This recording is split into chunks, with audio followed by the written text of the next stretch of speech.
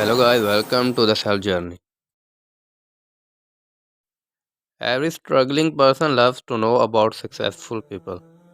When a person listens to the success stories of great people, it feeds the passion of hard work. A new businessman loves to read the stories of successful entrepreneurs, and it is very necessary too because this method helps to focus on achieving goals and to remove attention from difficulties and current situations. As we have already discussed, a spiritual journey is not easier, rather, it's very challenging for a beginner. So, knowing and reading about successful spiritual people helps to be on this path. In today's video, I am going to explain 7 miracles of 7 spiritual people. The first story is a story of Sufi master. His shrine is almost 30 to 40 kilometers far from my home. He is not buried in the grave, but his dead body is inside a coffin, and that coffin is not touching the ground. My master visited the shrine and posted his picture on his Facebook account. After knowing this story, I am very excited and hopefully I'll visit that place. Now I'm going to explain the background of this manifestation. This was a time when cooking oil or ghee was newly introduced in India. At that time, usually people used butter, and if someone wanted to take oil, they would bring vessel and take oil in it. Once a poor person was bringing oil in a bowl. He stumbled and fell down, and his oil spilled over the ground. He started weeping because that person didn't have money to buy oil again. A kind spiritual person was passing by the weeping person. He asked the reason and came to know that the person is very poor and can't buy oil again. He collected the soil that had absorbed oil. He took it in a piece of cloth and pressed him by putting pressure on it. Oil came out of the ground, and the person took his bowl and happily went home. After this, Earth said to Sufi Master, "When you will die and will be buried inside me, I'll do the same what you did with me. I'll put a tight grip on your ribs." He said, "I'll not be buried inside you." So before dying, he advised people to put him in a coffin and not to bury it. Once a Muslim king built a mosque, and after completion, he came to know that the mosque direction is not correct. Since there were no machines at that time and construction was very slow and difficult task, they decided to meet someone to do it in less time. Someone told them about a spiritual person named Abdul Hakim.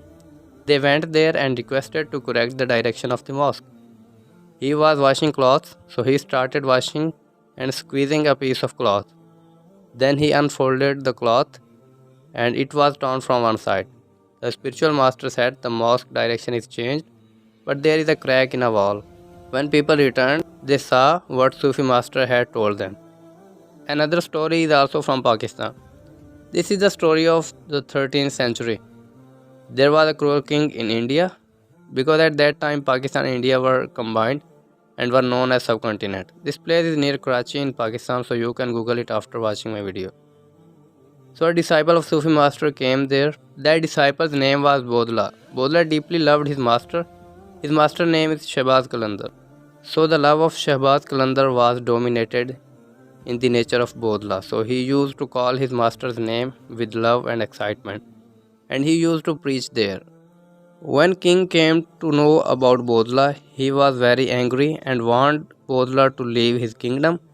But when constantly Bodla was raising slogans against the king's wish, it made the king furious. So one day he ordered his soldiers to catch him and to kill him. Further, he said, "Cut him into pieces and cook his meat." The king's order was obeyed and Bodla was cut into pieces. They enjoyed the meat of Bodla while Shahbaz Qalandar called his disciple. Before that, whenever Qalandar called him, he appeared there. But this time the situation was different, so he came to know through his sixth sense that Bodla has been killed. The great spiritual master was very sad for the student and angry for the king's act. He called once again, and this time the meat of Bodla made people uneasy and they felt they were going to vomit. So the pieces of meat of Bodla came out of the mouths of all people and they collected in front of Shahbaz Qalandar. And all pieces adopted the shape of Bodla, and in a few seconds his disciple was alive. Then the great Sufi master cursed the king and everything got wiped.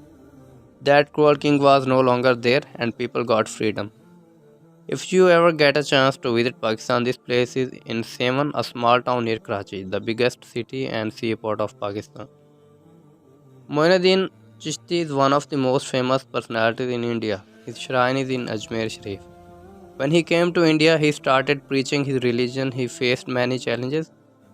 Once he was restricted and was not allowed to use water from the river. He asked them to take water last time. They gave him permission for the last time. And he put his pot inside the river, and all water was taken inside the vessel. This made people astonished and anxious. They were dependent on that water, but Moinuddin took all the water in a small pot. Then the king asked him to forgive. People came to him and accepted Islam, and they requested to provide them with water.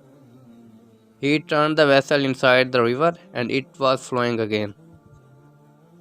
Sultan Bahu is one of the most respectable Sufi masters in Punjab. In his life, many people observed his miracles. So here is one of them. Once he was plowing land, a needy person came there and told about his misery. He requested to give him something. That man told that he was very poor and he had a large family but nothing to provide them with food. In today's world, we have washrooms for urine, but that time such facilities were not available and people used to do that in open places and away from houses. So before reaching this man, Sultan Bahu had just done urine and there was a small piece of clay that was used for his cleaning like an alternative to toilet paper. Sultan Bahu kicked that little stone and the land that touched this, it was converted to gold. Sultan Bahu asked that man to take that gold and to go away. Another story of a Sufi master, his name is Abdul Qadir. So he is known as Abdul Qadir Jilani because he was from Jilan, a place in Iran. Once a Muslim and Christian were debating.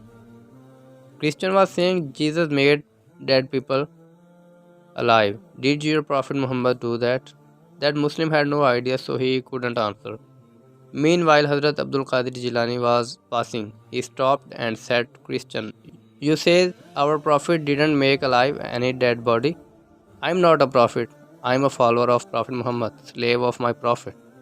I can do that in front of you."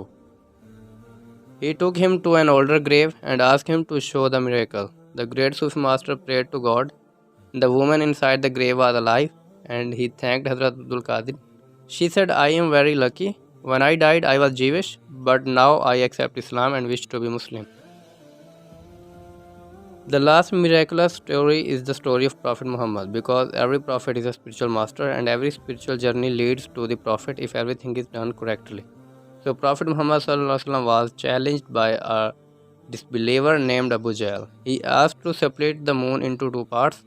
Prophet Muhammad pointed his finger towards the moon. It separated into two parts and both were away from each other. Then they combined again. When travelers from India went to Mecca and they discussed the new phenomena of the moon at that night, they were astonished when they came to know that this was a miracle performed by the Prophet Muhammad. Even scientists say that there is a fine line on the ground of the moon, so it's very possible that this line is a physical evidence of that miracle. You have got some inspiration, but you should know that supernatural powers are not the desire of a true Sufi master.